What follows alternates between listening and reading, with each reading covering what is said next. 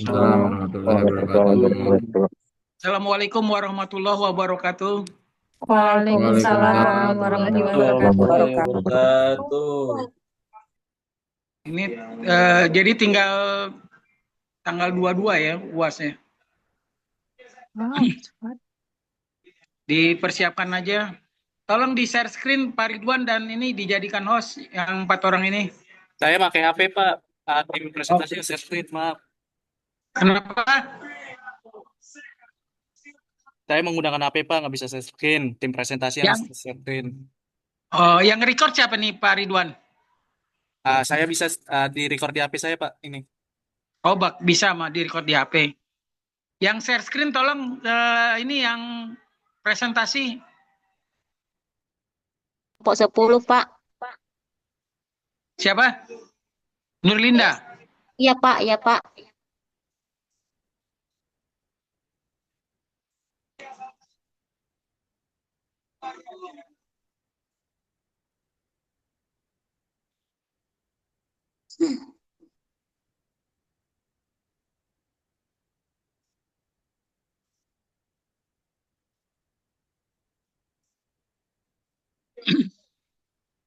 Dilanjut aja Bu yang Dimulai, 4. Pak. Sudah dimulai, Pak. Silakan dia. Hairani, Ayu Andira, Nurlinda, Iya, Andi Pak. Kursiawati. Ada semua Iya, kan Pak. 4 ini? Iya, Pak. Ada semua, Pak. Semua, Pak. Oke, dilanjut aja Bu Iya, Pak. Nurlinda. Terima kasih. Iya, Pak. Terima kasih, Pak. Bismillahirrahmanirrahim. Yang bersama-sama kita hormati dosen pengampu Dr. Rinovian Rais serta teman-teman yang saya banggakan. Assalamualaikum warahmatullahi wabarakatuh. Waalaikumsalam warahmatullahi Waalaikumsalam. wabarakatuh. Pada kesempatan ini, izinkan saya untuk memaparkan presentasi dari kelompok 10 dengan materi yaitu manusia Indonesia dalam menghadapi perkembangan modernisasi dan globalisasi.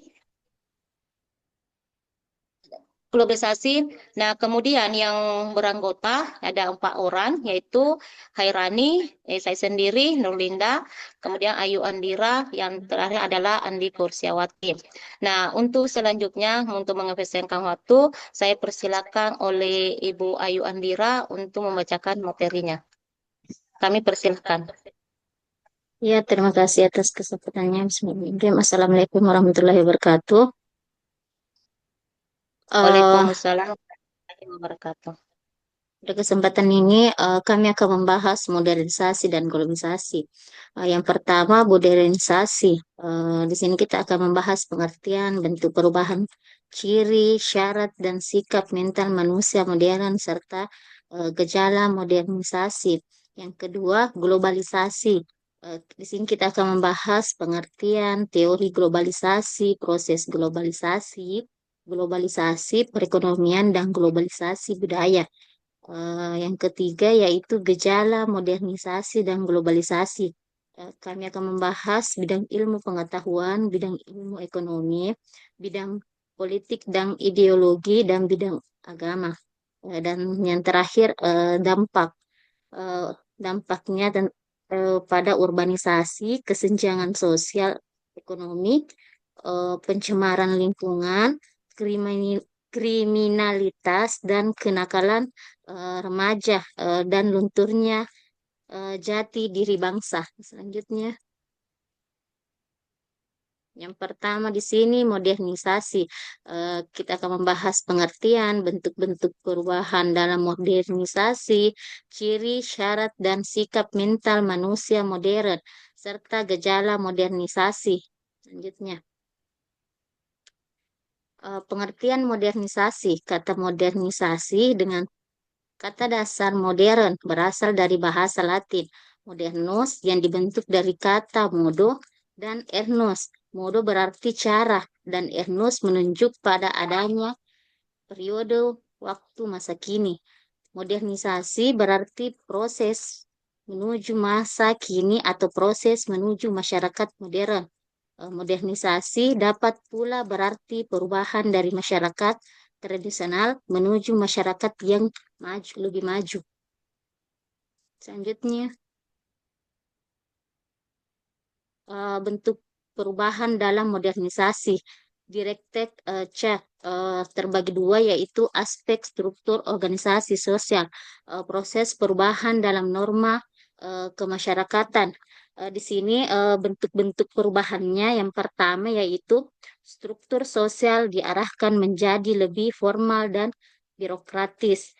Organisasi yang sebelumnya berjalan berdasarkan kebiasaan atau adat mulai diganti dengan pola kerja yang lebih resmi, teratur, dan berlandaskan aturan tertulis. Contohnya, pemerintah menerapkan standar operasional atau SOP pada lembaga desa sehingga proses pelayanan tidak lagi teratur, tidak lagi resmi atau teratur dan berlandas eh, atau yang bergantung pada keputusan tokoh adat, tetapi pada prosedur modern.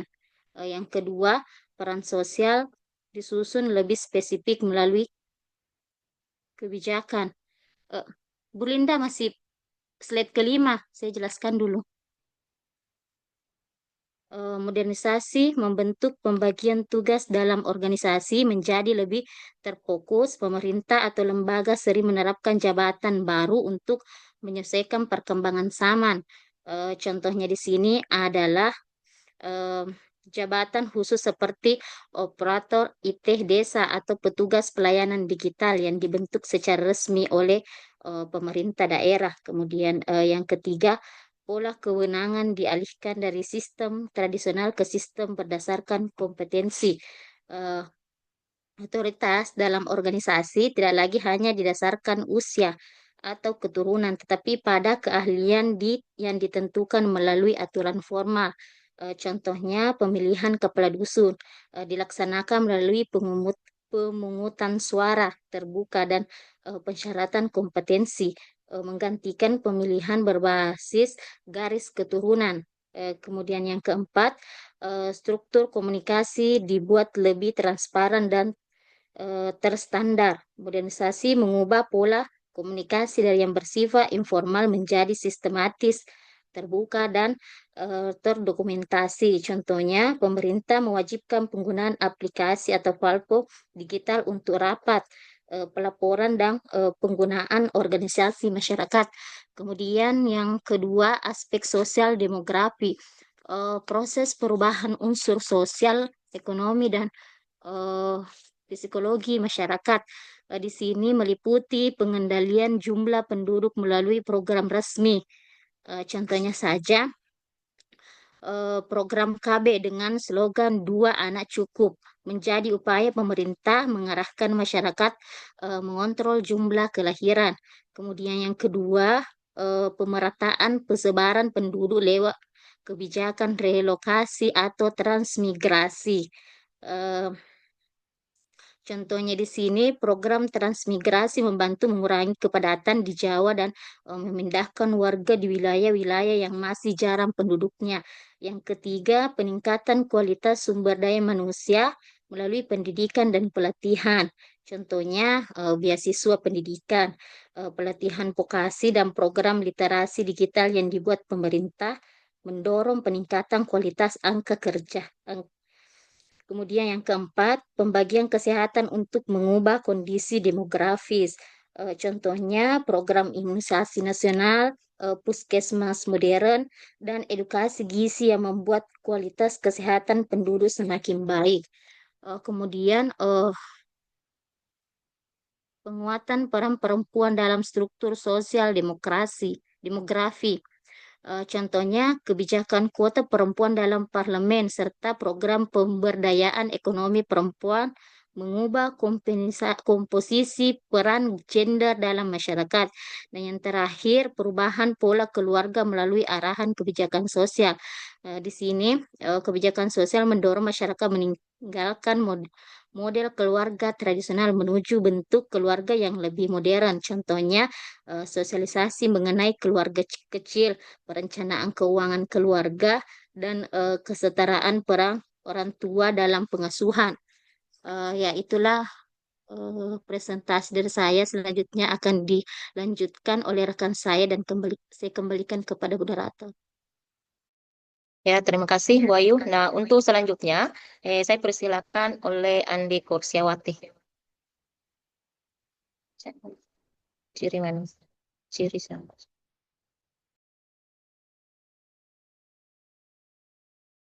Manusia modern. Ciri manusia modern. Siap menerima hal baru. Memiliki keberanian untuk berpendapat, menghargai waktu, dan berorientasi ke masa depan. Memiliki memiliki perencanaan, percaya diri, perhitungan.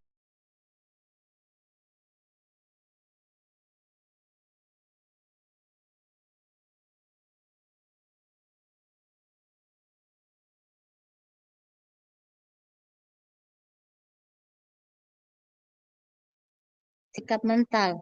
Kebudayaan masyarakat dapat menjadi pendorong maupun penghambat modernisasi. Syarat modernisasi. Cara berpikir ilmiah yang telah bertanam sistem administrasi negara yang baik. Sistem pengumpulan data baik dan terpusat. Iklim yang kondusif, terutama media, tingkat organisasi dan disiplin yang tinggi. Desentralisasi wewenang. Gejala modernisasi. Bidang budaya ditandai dengan makin terdesaknya budaya tradisional oleh budaya asing. Bidang politik, semakin banyak negara yang lepas dari jajahannya. Bidang ekonomi, semakin kompleks kebutuhan hidup manusia. Bidang sosial, semakin banyak kelompok baru. Globalisasi, pengertian, teori globalisasi, proses terjadinya globalisasi, globalisasi perekonomian dan budaya. Pengertian dan teori globalisasi.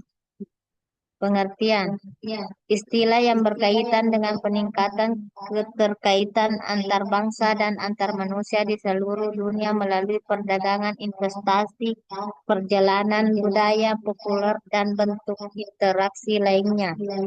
Teori globalisasi, globalis positif dan optimis, globalis pesimis tradisional. Saya serahkan kepada moderator. Nah, selanjutnya saya persilakan kepada Bu Khairani.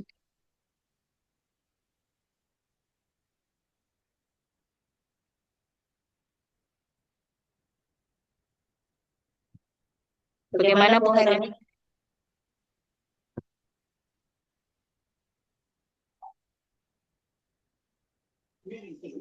Bu Hairani ada, Bu Nurlinda?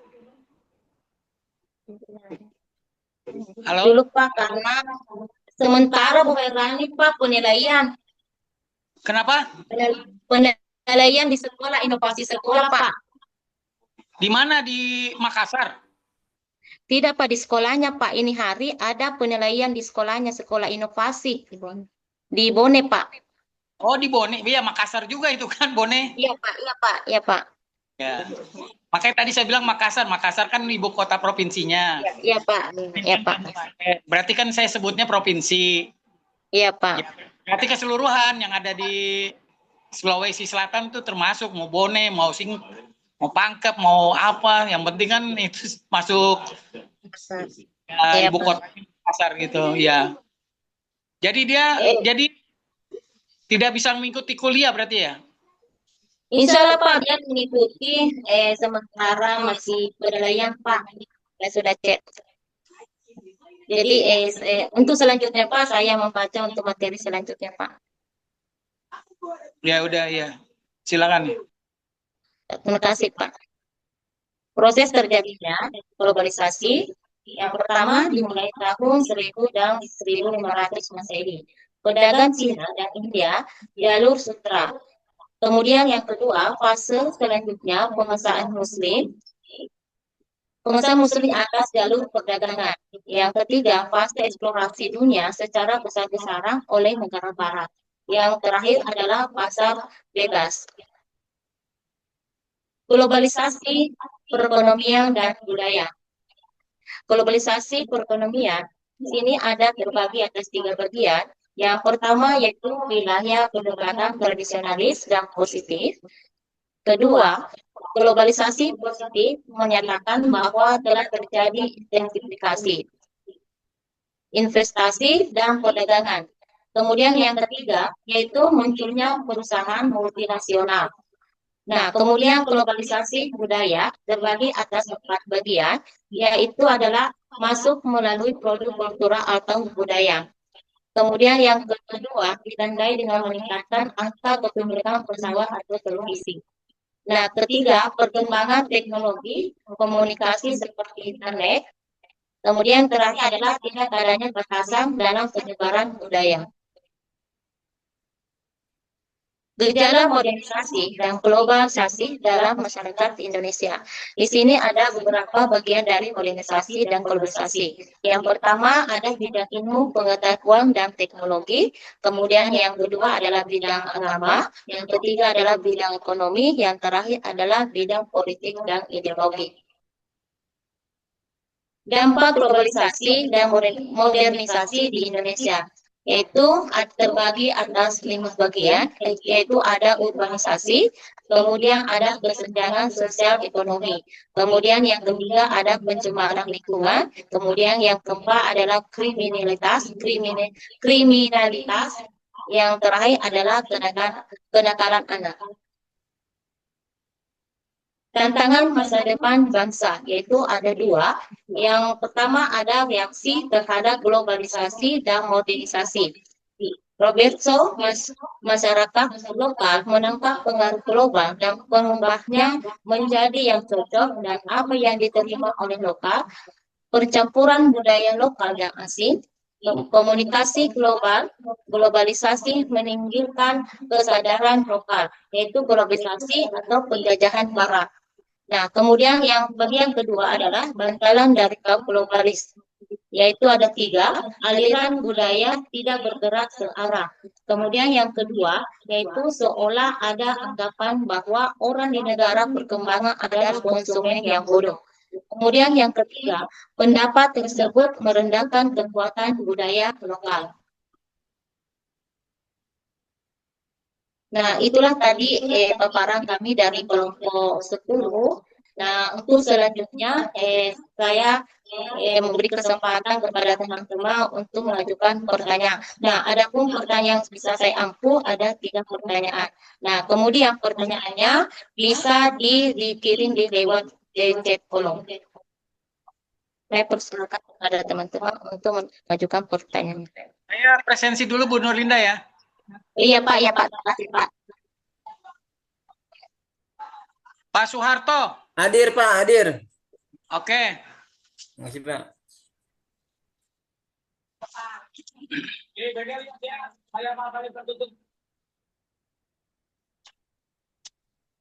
Rosna. Ros, Pak, hadir. kamu kemana dipanggilin Rosna? Hadir, Pak. Belum bawa aja. Ada orang. Resna makasih, Pak. Melwati. Resna. Berarti hadir, Pak. Puji, Bu. Ya. Puji. Banu Pradipta, Banu. Hadir, Pak. Oke. Jakia Priyatni. Febi. Zaki hadir, Pak. Febi Zaki hadir. Hadir. Oke, sudah. Hadir, Pak. Ayo. Sebentar, Pak. Kau sini langsung. Imron. Betul, satu ya, Pak. Kamu langsung ke sini. Kamu kenapa bisu nggak bisa ngomong? Kenapa mic-nya? Enggak.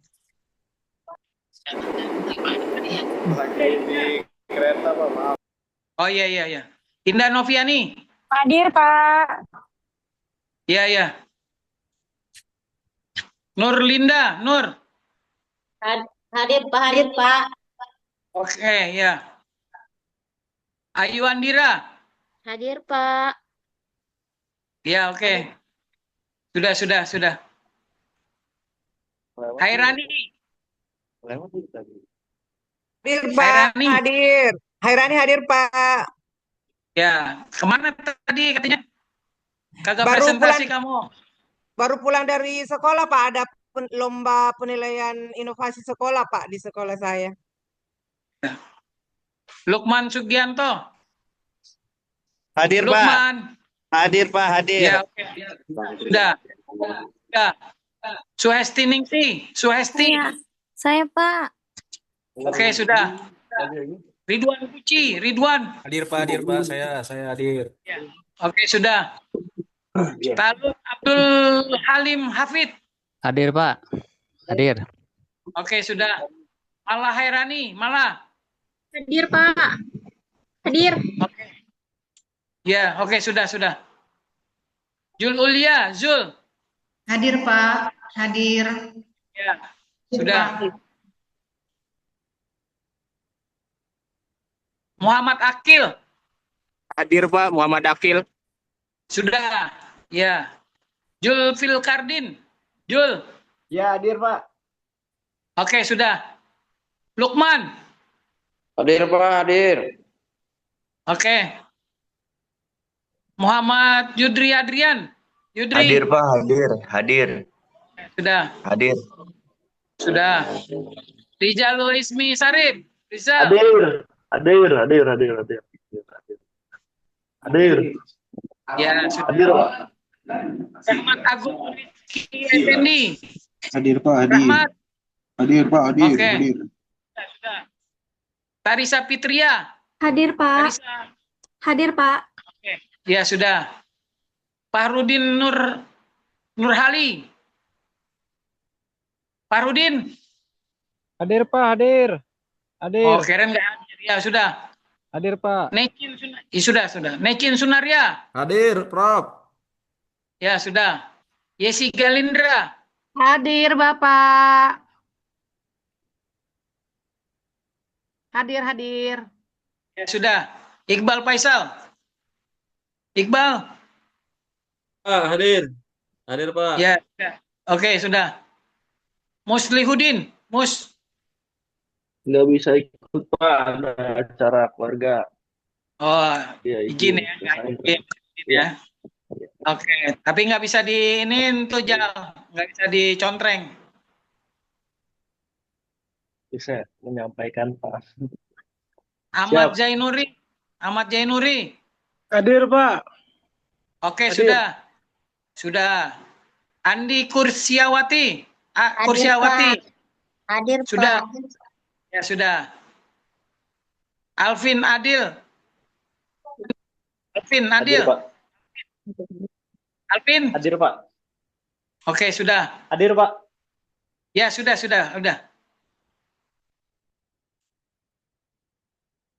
Fatma Julaila. Hadir, Pak. Hadir. Oke, sudah. Ya, pada semuanya tolong yang mau bertanya, mau menambahkan, mau menyangkap materi ini dipersilakan. Terus langsung di kolom chat ditulis juga. Raise hand juga perlu raise hand biar yang pemateri tahu siapa yang akan diberikan kesempatan untuk bertanya, menyanggah atau apapun juga. Langsung pas habis di mic langsung dibuat di kolom chat biar nggak hilang pertanyaannya. Ya, lanjut ya. Ya, Pak. Terima kasih, Pak. Nah, untuk pertanyaan yang pertama, saya buka sesi, ada 3 pertanyaan, sesi pertama. Nah, saya persilakan Bu Suuliah. Ya.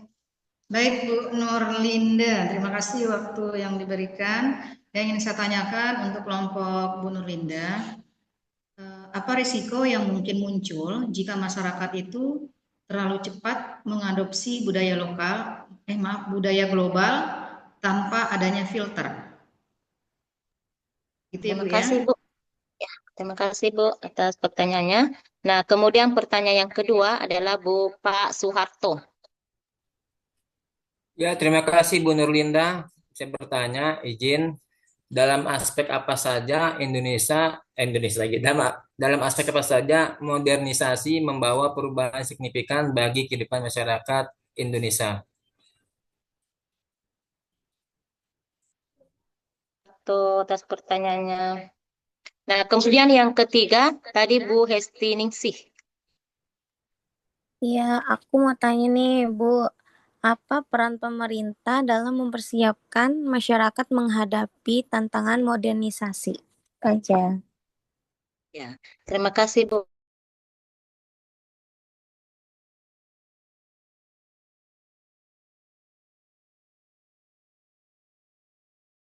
Masih di mute, Bu Nurlinda, masih di mute.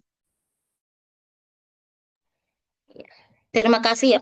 Terima kasih Bu Sesti. Nah, untuk selanjutnya saya persilakan kepada Ibu Ayu Andira untuk menjawab pertanyaan yang pertama. Ya, terima kasih atas kesempatannya. Eh, risiko adaptasi budaya global tanpa filter ya. Jika masyarakat menerima budaya global secara terburu-buru tanpa proses seleksi, maka bisa muncul beberapa masalah seperti hilangnya identitas budaya atau lokal, melemahnya nilai tradisi, serta meningkatnya gaya hidup konsumtif. Selain itu, masyarakat dapat mudah terpengaruh oleh nilai yang tidak sesuai dengan norma sosial Indonesia, sehingga memicu benturan budaya dan perubahan perilaku yang tidak sehat. Contohnya, remaja mengikuti tren pergaulan bebas dari media sosial tanpa mempertimbangkan nilai budaya Indonesia. Kemudian contoh kedua, penggunaan bahasa gaul atau asingnya berlebihan sehingga mengabaikan bahasa Indonesia seperti bahasa resmi. Seperti itu, Bu. Cukup. Saya Gimana kembalikan Bu kepada Su? moderator. Jawaban dari oleh Bu Ayu atau ada teman-teman yang bisa menambahkan pertanyaan jawaban?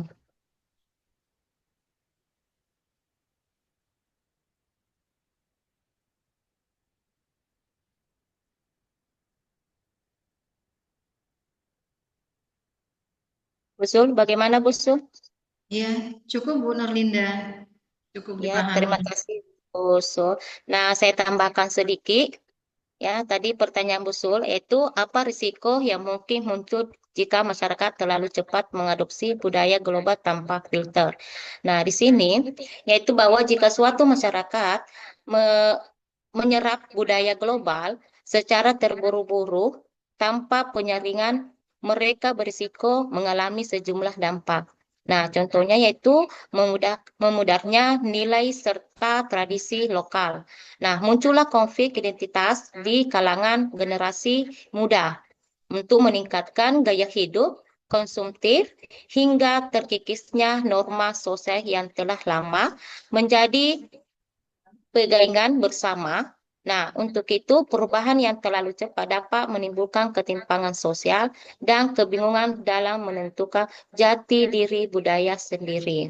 Nah, itulah jawaban tadi tambahan dari kami. Nah, untuk bagaimana Bu Sul? Apakah sudah puas jawaban dari kami? Sudah Bu, sudah cukup Bu Nurlinda. Ya, terima kasih Bu Sul.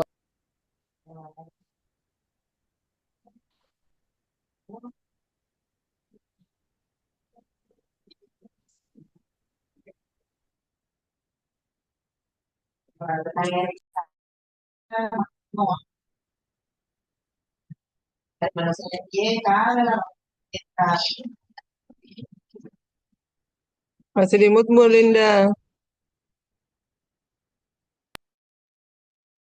Untuk pertanyaan yang kedua, yaitu Pak Soeharto, saya persilakan oleh Bu Herani untuk menjawabnya.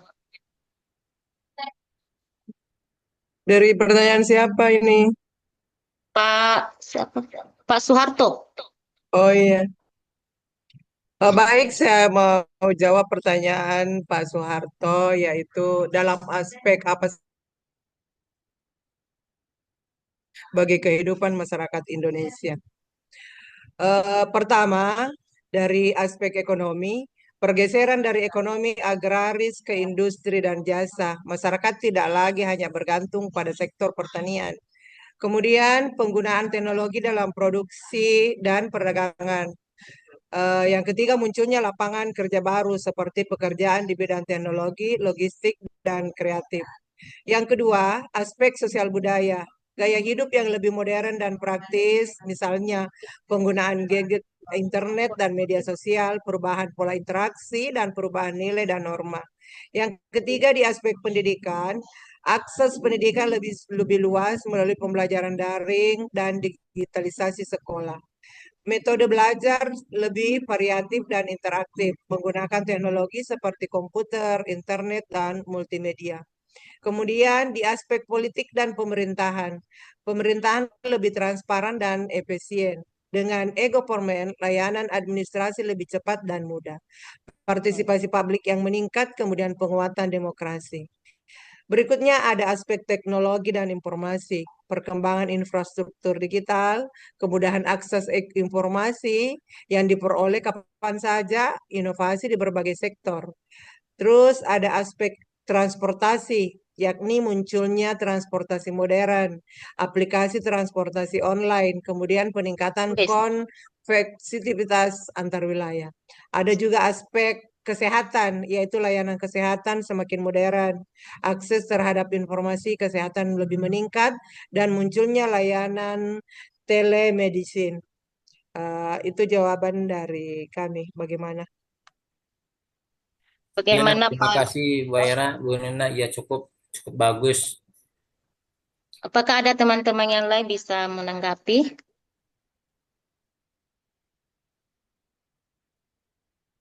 Sedikit tambahan. Boleh, silakan Bu Ayu. Iya, tadi sudah dijelaskan oleh Bu Herani. Saya cuma ingin menyebutkan contohnya, misalkan saja eh, hadirnya ojek online ya, yang mengubah cara masyarakat bekerja dan memesan transportasi. Biasanya kalau kita dulu, kalau kita mau bepergian menunggu, pasti kita menunggu di depan rumah, kita menunggu ojek yang lewat ya. Sementara sekarang kita cuma tinggal memesan lewat aplikasi, tinggal tunggu dijemput. Yang kedua, penggunaan internet yang mengubah pola komunikasi. Dulu kita harus bertemu langsung untuk membicarakan sesuatu hal. Kalau sekarang bisa menggunakan lewat HP ya, bisa bertatap muka lewat HP. Jadi sangat dimudahkan. Terima kasih Bu Nurlinda. Terima kasih Bu Yoyo atas jawabannya. Nah, ada yang lain tanggapan dari teman-teman? Nah, kalau tidak ada, ya saya lanjutkan pertanyaan yang ketiga, yaitu dari pertanyaan dari Bu Hesti. Ya, saya persilakan oleh Andi Kursiawati untuk menjawabnya. Selamat.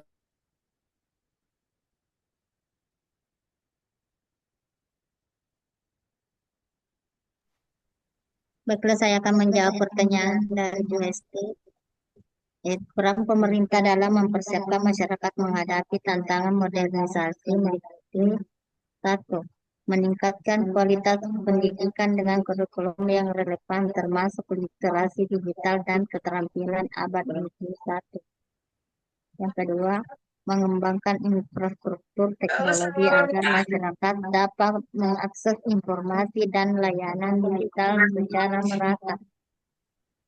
Yang ketiga, memberikan pelatihan dan pengembangan SDM melalui program keterampilan wirausaha dan inovasi. Yang keempat, menyusun regulasi yang melindungi masyarakat terkait penggunaan teknologi dan etika digital. Yang kelima, melestarikan budaya lokal agar modernisasi tidak menghilangkan identitas bangsa. Itulah jawaban. Saya lapar. Nah, bagaimana Bu Hesti dari Banyak makanan, jawaban banyak makanan. Kursiawati? Ada ayam, mau makan ayam. Bapak lagi kuliah kan? Kamu di bawah aja. Iya, sudah cukup. Terima kasih, Bu. Bagaimana teman, ada yang bisa menanggapi? Memberikan jawaban dari pertanyaan Bu Hesti?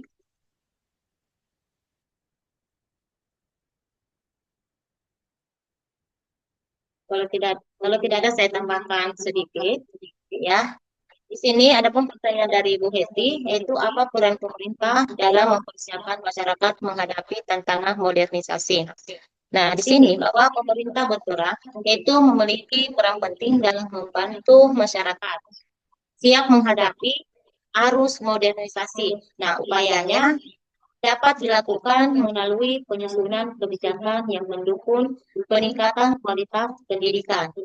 Nah, perluasan akses yaitu teknologi serta pelatihan keterampilan yang relevan. Dengan perkembangan zaman, selain itu pemerintah juga perlu menyediakan infrastruktur yang memadai. Nah, kemudian memberi perlindungan terhadap nilai budaya lokal. Nah, untuk memastikan masyarakat bahwa mendapatkan informasi yang benar agar mampu beradaptasi tanpa kehilangan jati diri. Nah, itulah jawaban dari kami. Terima kasih. Nah, untuk sesi pertama sudah selesai. Nah, sebelum melanjutkan ke sesi kedua, saya persilakan dulu oleh Bapak, apakah ada tanggapan atau ada tambahan?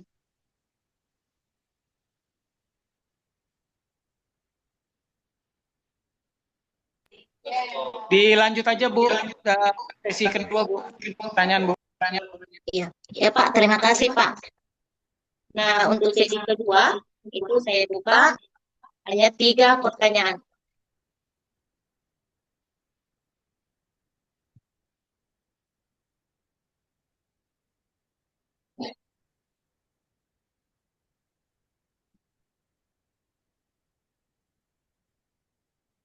Ya, ya saya persilakan ke Bu Necin.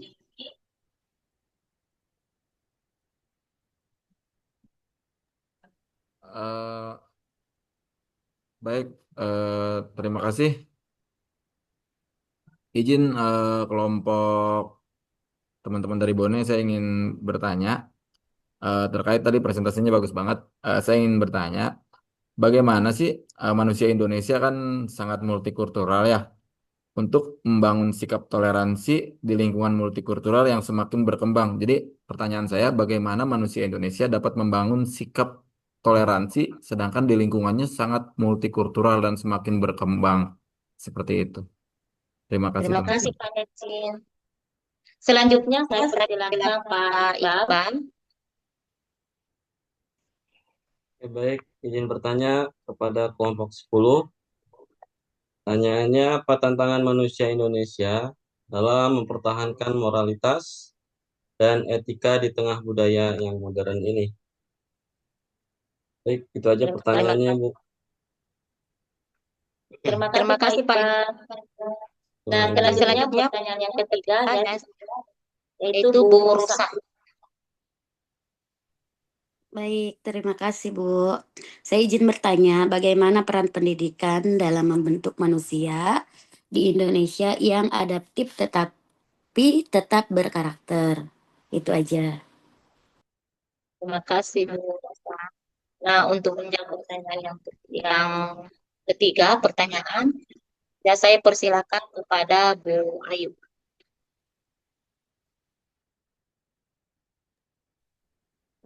Terima kasih atas kesempatan yang diberikan.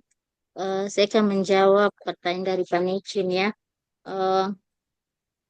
Dalam membangun toleransi dalam lingkungan multikultural, yaitu menumbuhkan sikap toleransi. Manusia Indonesia perlu mengembangkan kemampuan untuk menerima perbedaan, memahami keragaman agama, keragaman budaya, dan menghargai latar belakang orang lain.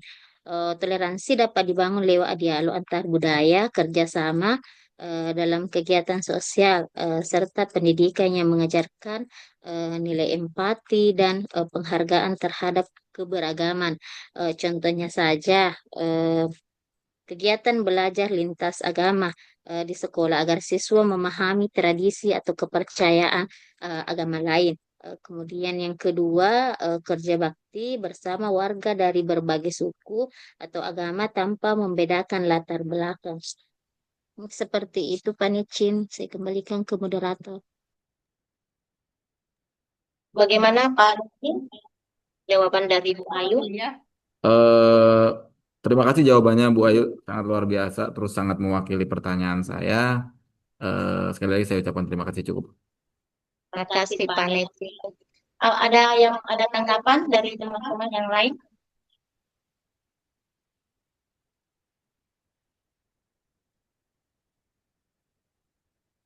Nah, kalau tidak ada, saya tanggapi sedikit dari pertanyaan Pak Necin. Nah, ada pun pertanyaannya, yaitu bagaimana manusia Indonesia dapat membangun sikap toleransi dalam lingkungan multikultural yang semakin berkembang. Bahwa di sini, bahwa manusia Indonesia dapat menumbuhkan sikap toleransi dalam lingkungan multikultural dengan membiasakan diri untuk menghargai perbedaan, baik dalam hal budaya, agama, maupun cara hidup. Nah, untuk hal ini dapat dengan membuka ruang dialog yang sehat dan saling mendengarkan tanpa prasangka, serta menanamkan empati dalam berinteraksi. Nah, selain itu memperkuat pendidikan, karakter, mempelajari budaya lain tanpa meninggalkan identitas sendiri. Nah, untuk menjaga komunikasi yang inklusif juga dapat membantu menciptakan suasana hidup bersama yang harmonis di tengah keberagaman. Itulah tadi tanggapan dari saya. Nah, selanjutnya yaitu pertanyaan yang kedua oleh Bu Rosna, Bu Iqbal, Pak Iqbal. Boleh saya yang jawab pertanyaan Pak Iqbal, Bu Linda? Ya, terima kasih Bu. Baik, saya akan jawab pertanyaan dari Pak Iqbal. Yang mana soalnya bahwa apa tantangan manusia Indonesia dalam mempertahankan moralitas dan etika di tengah budaya modern. Manusia menghadapi berbagai hambatan dalam menjaga nilai moral di era modern. Arus informasi yang sangat cepat membuat orang muda terpapar konten negatif tanpa sempat memilah benar dan yang mana yang salah. Budaya individualisme juga semakin kuat sehingga rasa empati dan kepedulian sosial dapat menurun. Selain itu, gaya hidup yang didominasi konsumerisme dan materialisme mendorong sebagian orang mengejar status dan harta bahkan dengan cara yang tidak etis. Nah, tekanan dan lingkungan terutama di media sosial membuat banyak orang rela mengabaikan nilai moral demi popularitas. Otoritas moral tradisional pun mulai melemah karena masuknya beragam nilai baru yang menuntut kecepatan dan hasil instan. Etika sering tersisi oleh keinginan untuk lebih efisien. Di sisi lain, ketergantungan pada teknologi juga dapat mengurangi kualitas interaksi sosial, sehingga sikap sopan, empati, dan kepekaan moral semakin sulit dijaga. Demikian jawaban dari kami. Dan kami kembalikan ke Gimana Pak Iqbal? moderator. Jawaban dari Bu Rani. Baik, terima kasih atas jawabannya Bu Herani. Ya, sudah cukup memuaskan. Terima kasih. Apa ada tambahan atau tanggapan dari teman-teman yang lain?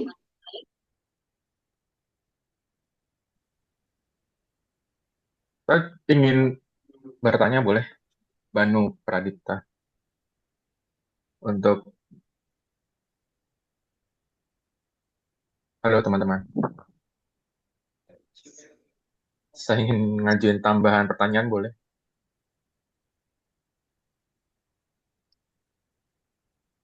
Halo, Halo, kedengeran nggak suara saya? mau tambah pertanyaan atau mau tanggapi Iya, Pak Banu? mau menambah pertanyaan, ini sih, menanggapi sekaligus tambah pertanyaan. Tadi kan peran pemerintah memberikan kurikulum dan sebagainya ya, kemudian infrastruktur dan sebagainya. Nah, gimana dengan sekolah yang saat ini, apalagi yang swasta ya, itu banyak kurikulum swasta yang basisnya adalah kurikulum internasional atau mengadopsi kurikulum dari luar negeri. Di Jakarta sudah banyak sekali sekolah yang menggunakan kurikulum seperti itu. Apakah itu tuh sebetulnya menyalahi di sisi kebudayaan atau bagaimana menurut kelompok presenter? Terima kasih.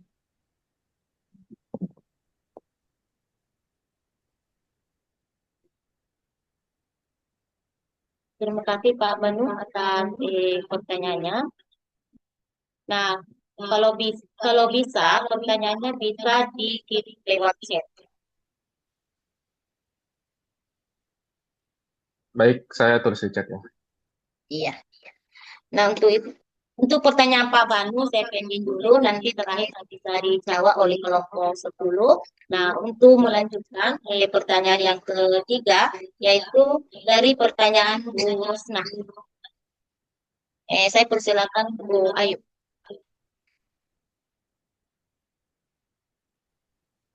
Ya, terima kasih kesempatannya lagi, Bu Nurlinda.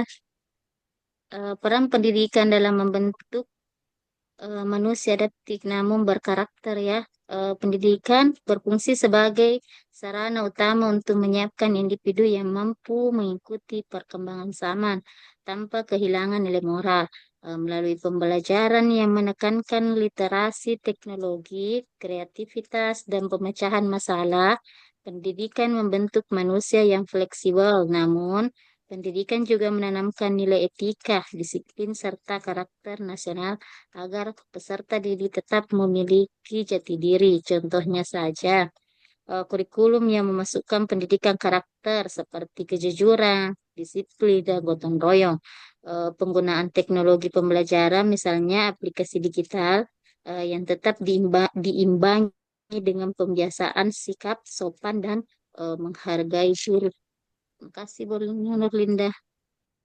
Ya, terima kasih Bu Ayu atas jawabannya. Nah, saya tambahkan sedikit. Nah, ada pun pertanyaan dari Bu Rosna, yaitu bagaimana peran pendidikan dalam bentuk manusia Indonesia yang adaptif tetapi tetap berkarakter. Nah, di sini bahwa pendidikan memiliki peran penting dalam membentuk manusia Indonesia yang mampu beradaptasi dengan perkembangan zaman, tanpa kehilangan nilai-nilai dasar yang dimilikinya, dan melalui proses belajar yang menekankan penguasaan pengetahuan, keterampilan, serta pengembangan kepribadian, bahwa pendidikan membantu peserta didik menjadi lebih terbuka terhadap perubahan. Nah, di saat itu yang sama, contohnya kurikulum yang menanamkan nilai moral, etika, dan budaya bangsa. Nah, untuk memastikan bahwa mereka tetap memiliki karakter kuat. Nah, pendidikan menjadi sarana untuk mengembangkan kemampuan beradaptasi dengan kemantapan jati diri. Nah, itulah jawaban dari kami. Saya serahkan kepada Bu Rusna. Bagaimana jawaban dari kami? Atau sudah diterima? Terima kasih Bu Nurlinda dan Bu Ayu. Terima kasih Bu Rusna.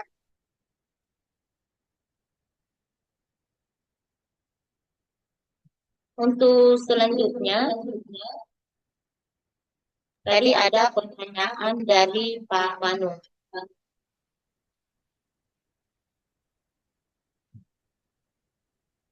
Nah, saya persilakan kepada Bu Herani. Bagaimana Bu Herani?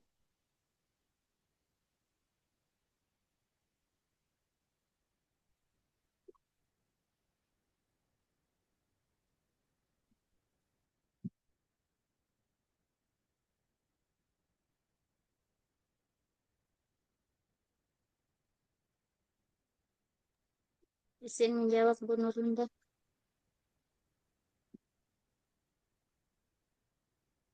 Boleh Bu Ayu. Oh iya, terima kasih atas kesempatannya. Saya ulang pertanyaannya.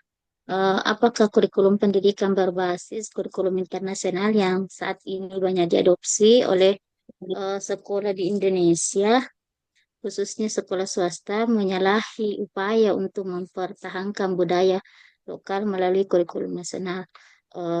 Kurikulum internasional tidak bertentangan selama tetap memenuhi standar nasional.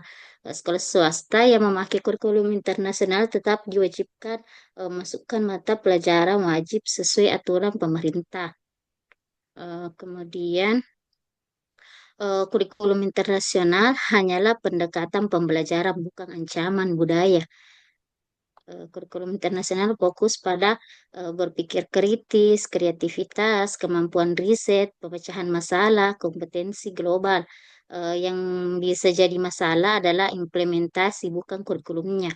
Potensi penyimpangan terjadi bila sekolah terlalu mengutamakan bahasa Inggris sehingga bahasa Indonesia terpinggirkan, jarang mengenalkan budaya lokal, dan meniru gaya hidup Barat tanpa konteks. Eh, jadi banyak sekolah internasional dan swasta justru aktif melestarikan budaya lokal harusnya ya. Misalnya saja batik dan tarian daerah, hari besar nasional, kuliner Nusantara, kearifan lokal, bahasa Indonesia dan muatan lokal. Cukup, Bu Nurlinda. Terima kasih Bu Ayu jawabannya. Nah, saya tambahkan sedikit dari pertanyaan Bu Pak Banu. Nah, adapun pertanyaannya, apakah kurikulum pendidikan berbasis kurikulum internasional yang saat ini banyak diadopsi oleh sekolah di Indonesia, khususnya sekolah swasta, menyalahi upaya untuk mempertahankan budaya lokal melalui kurikulum nasional?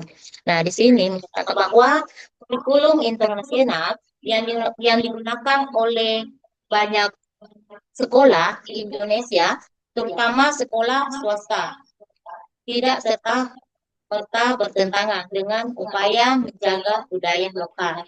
Nah, untuk melalui kurikulum nasional, selama sekolah mampu menyeimbangkan materi global dengan pengajaran nilai, sejarah, dan budaya Indonesia, maka keduanya dapat berjalan berdampingan. Maka, kurikulum internasional justru dapat menjadi pelengkap yang memperluas wawasan siswa. Nah, sementara kurikulum nasional tetap berperan sebagai landasan untuk memperkuat identitas dan karakter bangsa. Dengan pengelolaan yang tepat, adopsi kurikulum internasional tidak harus mengurangi upaya pelestarian budaya lokal. Terima kasih. Nah, bagaimana Pak Banu? Jawaban dari kami, apakah sudah diterima atau masih ada tambahan dari nanti Pak Bapak? Oke, saya sudah menerima, sudah tahu inti jawabannya, dan menurut saya sudah cukup jawabannya. Terima kasih. Terima kasih Pak Banu.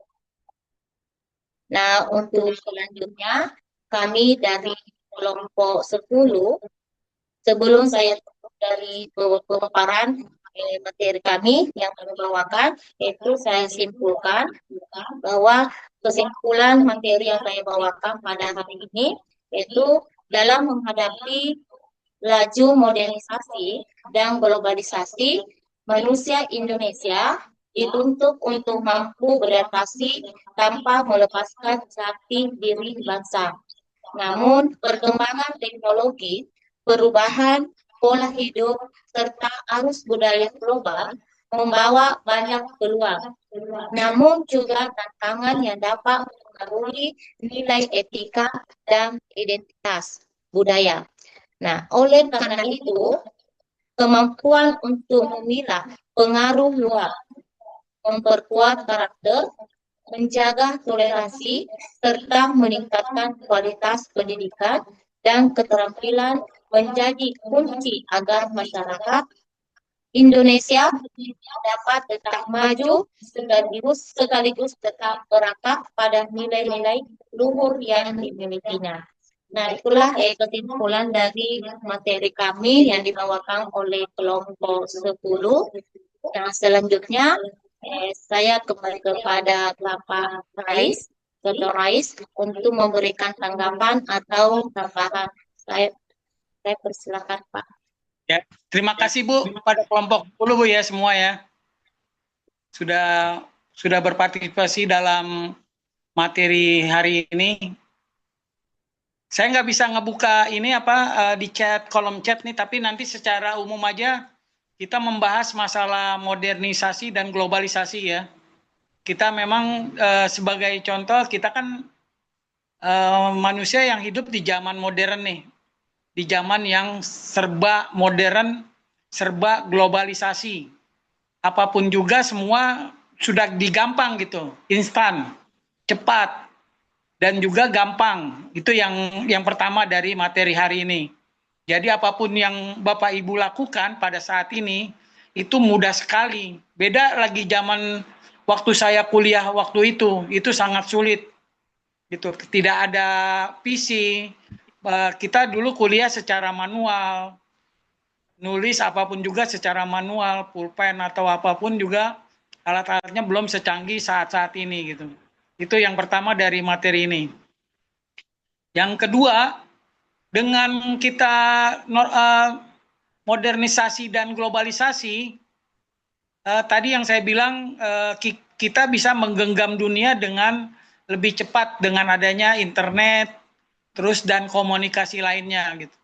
Kayak sekarang contohnya, Ibu yang berada jauh di Sulawesi Selatan bisa dengan mudahnya kita berkomunikasi lewat Zoom ini.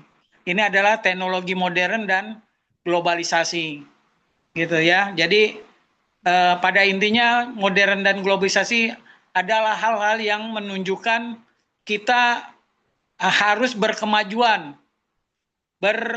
berpikiran lebih maju lagi ke depan. Jangan sampai kita mundur lagi gitu. Kalau bisa kita sudah memprediksi sekitar sekarang 2025, misalnya 20 tahun lagi 45, apakah benar terjadinya Indonesia emas misalnya gitu. Nah kita ya nanti mudah-mudahan Bapak Ibu kalau memang sempat bisa mencapai 2045, 20 tahun lagi ya coba nanti lihat gitu. Apakah perkembangan 2045 dibandingkan 20 tahun sebelumnya pada saat ini misalnya, Bapak Ibu bagaimana gitu? Apakah masih bisa mengikuti modernisasi yang berlanjut terus, berkemajuan terus sampai tiada henti-hentinya gitu. Nah, makanya manusia ini selalu yang penting kita nih harus bersosial. Artinya bersosial apa? Kita sebagai makhluk sosial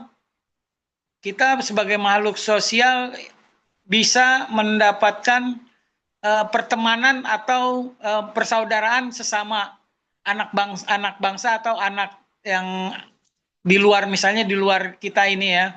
Bapak Ibu punya kenalan dari luar negeri atau apa, bisa dengan cepat bisa berkomunikasi gitu. Itu yang kita harapkan karena adanya pengaruh dari modern dan globalisasi tersebut gitu. Komunikasi sangat berkembang. Akses semua informasi bisa didapat dengan cepat dan mudah dengan adanya internet tersebut. Bapak Ibu mau klik apapun juga pasti ada di Google atau dimanapun yang Bapak Ibu lakukan. Mungkin saat ini bukan hanya di Google ya. Bapak Ibu sekarang lebih canggih lagi ada artificial intelligence. Di situ juga kita udah lebih maju lagi daripada di Google gitu. Artificial intelligence karena perubahan-perubahan zaman yang telah dianut oleh pemikir-pemikir yang mau berkembang gitu. Itu ya. Jadi bukan di Google aja atau bukan di kolom-kolom chat yang lain gitu, mau chat GPT atau apa. Kita sekarang sudah lebih maju lagi dengan adanya AI itu tersebut gitu. Bapak Ibu tinggal klik apapun yang Bapak Ibu mau bisa cepat dengan mudah gitu. Nah, apa sih yang pada intinya yang misalnya saya kan tidak bisa melihat di chatroom karena saya pakai handphone, nggak pakai tadi karena tadi saya pikir ini saya ngeklik chatroom ini nggak bisa gitu melihat apa pertanyaan. Tapi pada intinya yang tadi saya sebut, jadi pada dasarnya kita modern ini karena tadi intinya komunikasi dan bersosialisasi terhadap siapapun juga gitu. Makanya kita harus tadi yang saya sebutkan berkemajuan dan berpikir lebih ke depan lagi gitu. Nah yang tadi disebutkan ya, kita harus ada koneksi global. Koneksi global apa? Bapak Ibu tadi yang tadi saya sebutkan punya teman, saudara. Misalnya ada tadi selain di Indonesia ya, Bapak Ibu punya teman atau saudara di Malaysia, Singapura atau negara-negara lain, supaya apa?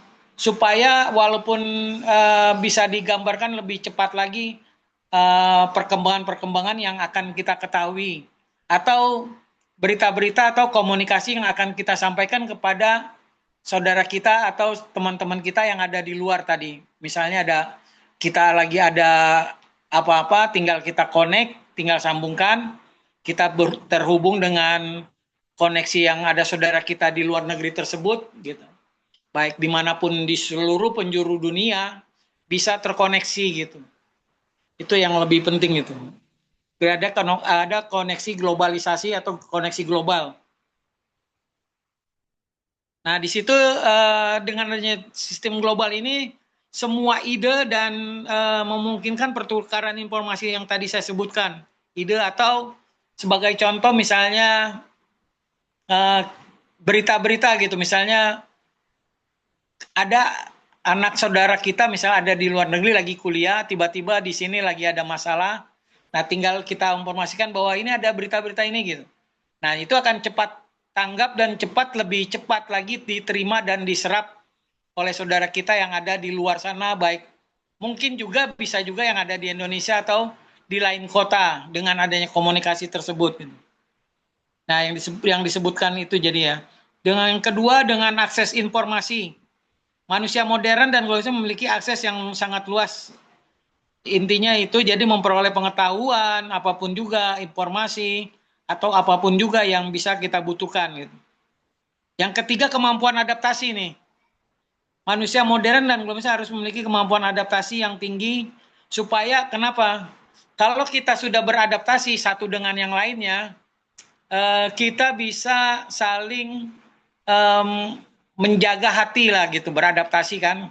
Hati-hati kita jadi kita bisa matching nih dengan orang tersebut, telah bisa beradaptasi, bahwa kita telah melakukan adaptasi kita bukan di dalam satu ini aja, di daerah kita yang lain juga kita bisa beradaptasi. Contohnya kita ada di Jakarta nih. Di Jakarta ini kan semua suku dan anak bangsa ada di Jakarta misalnya. Nah, sebagai contoh di Taman Mini Indonesia. Taman Mini Indonesia kan dari Aceh sampai Papua tuh kita menggambarkan rumah-rumah adat yang kita akan kunjungi supaya kita tahu gitu. Supaya kita tahu watak manusia yang apa yang kita miliki di orang Aceh, orang Sumatera Utara dan lain-lain atau orang Papua, kita bisa tahu gitu. Nah, dengan adaptasi tersebut kita tidak saling menyakiti dan saling menjelek-jelekan gitu. Itu yang lebih penting gitu. Karena kita punya adaptasi yang baik dan saling bisa bersilaturahmi dan bersosialisasi yang tinggi gitu. Yang keempat, kita mempunyai kemampuan berpikir kritis. Manusia modern dan globalisasi harus memiliki kemampuan berpikir kritis untuk dapat menganalisis informasi dan membuat keputusan yang tepat. Jadi dengan kita berpikir kritis ini, kita tidak salah langkah, tidak sesat lah gitu. Karena dengan ada berpikir kritis kita akan bisa menyajikan apa kira-kira yang akan kita tuangkan, apa yang kita mau lakukan gitu. Dan hasilnya nanti dengan adanya keputusan yang cepat dan tepat, itu yang lebih penting. Jadi jangan sampai keputusan yang waktu zaman-zaman sebelum waktu saya kan biar lambat asal selamat. Nah, kalau sekarang udah tidak bisa lagi keputusan seperti itu. Sekarang yang dibutuhkan adalah cepat tepat gitu. Jadi dengan kita berpikir cepat tepat, kita udah memikirkan segala hal-hal risiko yang akan kita ambil gitu. Dan juga akan kita lalui. Nanti sebelumnya gimana, sesudah kita ambil gimana gitu. Bila terjadi hal-hal yang setelah pengambilan keputusan tersebut gitu. Setelah dikeluarkan keputusan tersebut, bila salah, maka harus cepat-cepat diperbaiki gitu. Yang kelima, kemampuan berkomunikasi. Nah, saya sering lihat di media sosial ya, seperti di TikTok, di snack video di YouTube, di Facebook dan lain-lain. Itu saya sambil contoh kayak Vicky Naki lah, dia cuma tamat SMA ya, tamat SMA. Dia tuh bisa 5 bahasa gitu. Itu yang kita salut. Itu salah satu manusia modern dan globalisasi. Karena kenapa? Vicky Naki dengan tadinya cuman dia nggak waktu di SMA juga tidak jago bahasa Inggris gitu. Tapi dia karena dia mau belajar bahasa Inggris, satu aja awalnya dia sudah punya bahasa Indonesia dan bahasa Inggris, dan dia mulai mempelajari dengan cara otodidak di internet tersebut gitu. Dia bisa belajar di internet gitu. Nah akhirnya apa? Kemampuan Vicky Naki ini bisa 5 bahasa. Mungkin sekarang udah lebih. Yaitu pertama bahasa Indonesia yang sebagai bahasa native-nya, bahasa ibunya. Yang kedua bahasa Inggris sebagai bahasa pengantar dunia. Gitu ya, sebagai pengantar bahasa dunia. Dengan bahasa Inggris dia mempelajari dan di situ dia belajar di media sosial. Di Catruleka atau di Ome TV. Dia banyak berkenalan dengan orang-orang luar sana, anak-anak muda luar sana. Bagaimana dia cara berkomunikasi dengan bahasa Inggris. Akhirnya karena dia merasa kurang gitu, pas dia ketemu dari negara lain, dia kan selalu bertanya, dari mana asalnya? Misalnya contoh dari Rumania. Akhirnya terlalu banyak teman dari luar negeri tersebut, akhirnya mau nggak mau Vicky Naki juga harus belajar gitu. Belajar bahasa Rumania. Dan berlanjut dengan di Catruleka Ome TV dengan bahasa Rusia, bahasa Spanyol, dan terakhir kemarin dia bisa juga bahasa Turki gitu. Artinya apa? Yang penting kita punya kemampuan berkomunikasi dengan baik gitu. Itu yang lebih penting lagi, kita mau belajar dari bahasa-bahasa tersebut gitu. Jadi belajar itu tidak, yang Vicky Naki itu kan teman tadinya juga di kuliah, tapi karena kuliahnya mungkin mandek, akhirnya dia berhenti juga, tapi sekarang hanya tamat SMA ya. Tapi dengan mempunyai 5 bahasa, dia sudah melebihi orang-orang yang cuma punya bahasa Indonesia dan Inggris saja. Tapi dia mempunyai lebih dari 5 bahasa dunia gitu. Dia tinggal nyari beberapa bahasa lagi yang bisa, supaya bisa lebih berkembang lagi gitu. Nah, yang lebih penting lagi apa? Di situ kita bisa bekerja sama ya. Contohnya Bapak Ibu di sini bekerja sama sesama teman, bekerja sama dalam hal-hal kebaikan ya, dalam hal-hal yang kira-kira untuk berkemajuan atau berpotensi yang positif thinking lah istilahnya gitu ya, yang bisa memajukan diri Bapak Ibu semua dalam berkemajuan itu sendiri gitu. Nah, yang lebih penting lagi terakhir nih kemampuan mengelola perubahan. Karena kita zamannya sekarang perubahan, karena zaman modern globalisasi, mau nggak mau kita harus cepat nih tanggap yang tadi saya bilang. Dengan adanya perubahan, kita bisa cepat dan tepat harus mau tidak mau menerima hal-hal yang perubahan tersebut. Kalau Bapak Ibu tidak mau menerima perubahan, akan tertinggal zaman tersebut gitu. Itu yang harus kita takutkan itu. Gitu ya. Makanya Bapak Ibu jangan sampai tidak mempelajari sampai ketertinggalan gitu. Itu yang ini gitu. Jadi pada intinya kita ini nggak boleh tantangan-tantangan yang ke depan, kita mempunyai ketergantungan terhadap teknologi, informasi yang berlebihan. Makanya kita yang tadi saya sebut bahwa dunia ini digenggam oleh tangan kita gitu. Dengan jari kita tinggal mengetik aja semua gitu. Nah, kita jangan sampai mengisolasi sosial gitu. Di sini kenapa mengalami isolasi sosial? Karena terlalu banyak menghabiskan waktu di depan layar. Nah, makanya jangan sampai kita mengisolasi diri di depan kamera, di depan handphone, dan di depan yang lain terlalu lama dan terlalu yang bisa membosankan terhadap Bapak Ibu sendiri gitu. Nah, yang keempat ketidakmanan gitu, modern menghadapi ketidakamanan yang meningkat seperti cybercrime dan kejahatan lainnya. Nah, Bapak Ibu bisa lihat coba dengan adanya kita bisa tadi modern dan globalisasi, di media sosial juga bisa kita lihat tuh hal-hal yang menyangkut ngejelek-jelekin kita.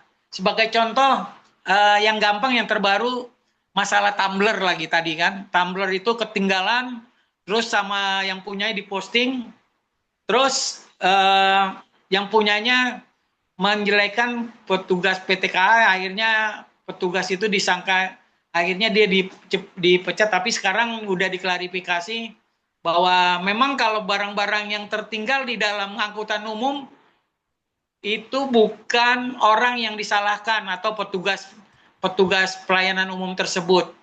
Yang salah itu memang orang yang meninggalkan barang di tempat umum gitu ya. Makanya ya memang tapi tugas dari petugas KAI tersebut harus mengaman ya, kalau ada orang baik ya bisa memberitahukan bahwa Pak ada ketinggalan tas, ketinggalan tumbler atau apapun juga gitu. Gitu jadi kayak begitu ya. Saya juga waktu beberapa hari yang lalu pernah tertinggalan handphone di Taman Mini Indonesia di ruang publik juga saya.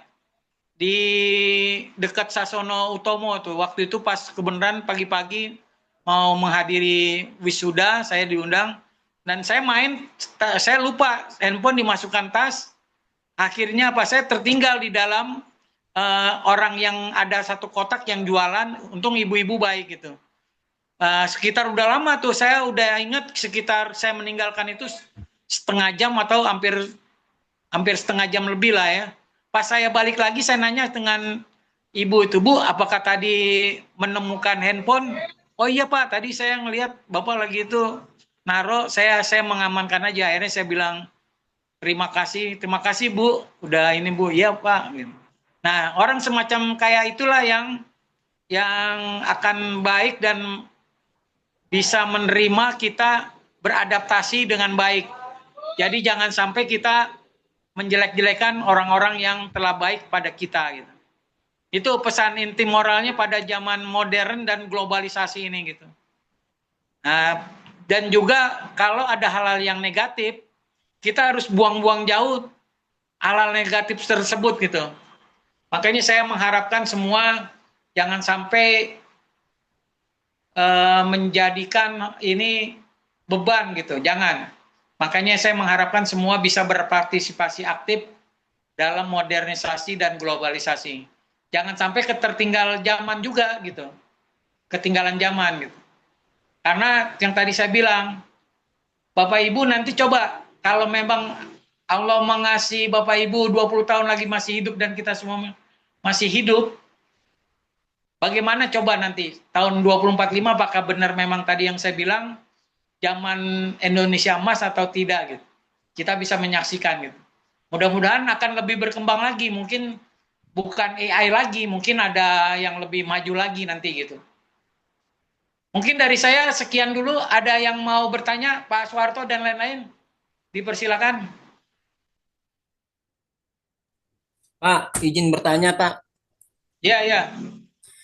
Itu bagaimana Pak di daerah Banten, terutama daerah suku Baduy Dalam, itu kan mereka tidak mau adanya kemajuan globalisasi gitu ya. Jadi mereka lebih cenderung ya seperti zaman dahulu tradisional, tidak mau menerima ada teknologi, lampu saja masih pakai damar ya. Pokoknya mereka nggak, apa istilahnya kalau untuk teknologi itu anti. Ini Baduy Dalam bukan Baduy luar Pak. Kalau Baduy luar kan menerima tuh perubahan budaya, globalisasi, baik dari budaya, ekonomi dan sebagainya itu masih menerima kalau Baduy luar. Tetapi kalau Baduy Dalam itu mereka menolaknya gitu kan. Nah, itu bagaimana Pak? Ya, jadi gini Pak Soeharto, kalau Baduy Dalam memang dia udah terikat dengan tradisi-tradisi semua Pak Soeharto. Jadi memang yang suku Baduy Dalam itu benar-benar saklar istilahnya apa? Benar-benar udah mengikuti aturan nenek moyang mereka Pak Soeharto. Jadi nggak bisa disalahkan mereka. Tapi kalau yang Baduy luar Itu kemarin saya lihat yang kayak ini udah main TikTok kan, udah bisa joget-joget ya kan, yang suku Baduy luar ya kan, yang walaupun memang yang dia waktu bisa yang suku Baduy luar bisa TikTok kan, bisa ini, tapi masih ada di Anut yang kira-kira yang suci atau yang pantang dilanggar tetap harus ada gitu. Tapi memang dia bedanya sudah ada Baduy luar tadi bisa main TikTok, joget-joget. Saya juga suka lihat tuh Pak di Facebook. Perempuannya, anak-anak mudanya cakep-cakep, memang dia pakai alami kan. Tapi sudah bisa bermain di Facebook gitu ya. Tapi kalau yang di Baduy dalam saya belum nemukan Pak. Dia bermain TikTok tidak ada, kayaknya tidak ada ini Pak, listrik atau apapun juga kayaknya tuh yang kalau Baduy dalam tuh. Karena memang yang saya tahu Baduy dalam tuh agak ke dalam sekali Pak. Jauh gitu. Mungkin dari Baduy luar ke Baduy dalam mungkin bisa sampai 10 km kali mungkin ke dalamnya. Jadi agak jauh dan juga agak ke dalam kayak ke kawah gitu Pak jatuhnya Pak kalau saya lihat gitu. Kalau Baduy dalamnya gitu. Jadi kalau Baduy luar kan kayak kita di tepi jurang gitu ya. Kalau misalnya Baduy dalam di ujung jurang gitu paling dasar gitu. Makanya dia juga pendalamannya juga dalam gitu Pak. Artinya memang jauh. Tidak ada listrik dan dia juga pakai penerangan api yang biasa gitu, yang dia biasa kayak hidup di zaman dulu gitu. Kalau yang Baduy dalam itu Pak. Tapi pada intinya tergantung masing-masing Pak ya. Kalau misalnya mungkin nanti saya nggak tahu, mungkin Baduy dalam kalau dia mau ada perubahan yang dia bisa mau punya pemikiran yang lebih maju lagi, mau dibikin modern, saya nggak tahu apakah nanti di Baduy dalam punya ada orang-orang yang mau berubah dengan adanya itu atau enggak gitu. Tapi kalau saya lihat sih ke Baduy dalam paling dia maunya beradaptasi aja Pak. Kalau yang saya lihat artinya dia mau jual nih Pak, jual contoh madu ya, ada yang kayak kita lihat kalau Baduy dalam kan biasanya kan pakai yang putih tuh bajunya, pakai ikat kepala kayak begini putih, tinggal jalan. Nah kalau yang Baduy luar biasanya dia pakai yang biru yang ada batik-batiknya gitu. Jadi dia yang saya lihat di media sosial dia udah bisa bersosialisasi dengan Facebook dengan ini.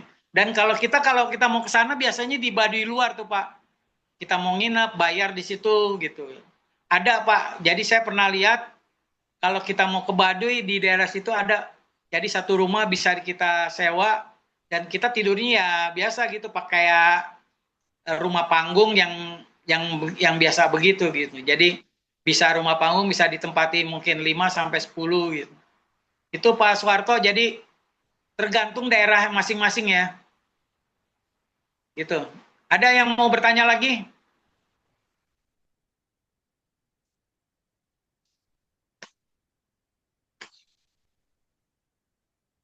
Dipersilakan Bapak Ibu.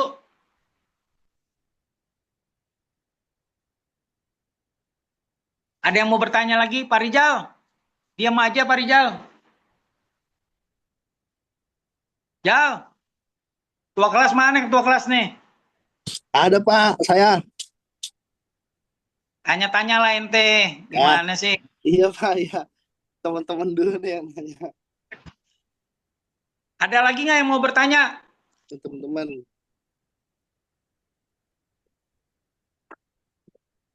Ya udah kalau ada yang mau bertanya, saya sampai di sini dulu sebelumnya, Bu. Ada yang presentasi? Ada yang mau ini Bu, yang presentasi, Bu? Jadi nggak renang. Iya Pak. Ya, sama. Ya Bu. Ya Pak, ya Pak. Ya Bu, ditutup aja Bu. Iya Pak. Terima kasih Pak. Nah, untuk pemaparan pada hari ini dari kelompok 10. Nah, saya mengakhiri dengan ucapan Alhamdulillah, Assalamualaikum warahmatullahi wabarakatuh. Nah, sebelumnya saya terima kasih banyak Pak atas tambahannya dan tanggapannya. Nah, semoga apa yang saya paparkan tadi semoga bermanfaat bagi kami. Sekian dan terima kasih. Assalamualaikum warahmatullahi wabarakatuh. Waalaikumsalam Waalaikumsalam warahmatullahi wabarakatuh. Terima kasih Bu Nur atas mengikuti materi hari ini. Semoga bisa mengikuti materi-materi selanjutnya sampai menjelang tanggal 22 Desember UAS atau UPM nanti. Demikian dari saya materi hari ini. Billahi taufiq wal hidayah. Assalamualaikum warahmatullahi wabarakatuh. Waalaikumsalam warahmatullahi wabarakatuh. Terima kasih, Prof. Saya izin keluar ya, pamit ya. Baik, Pak.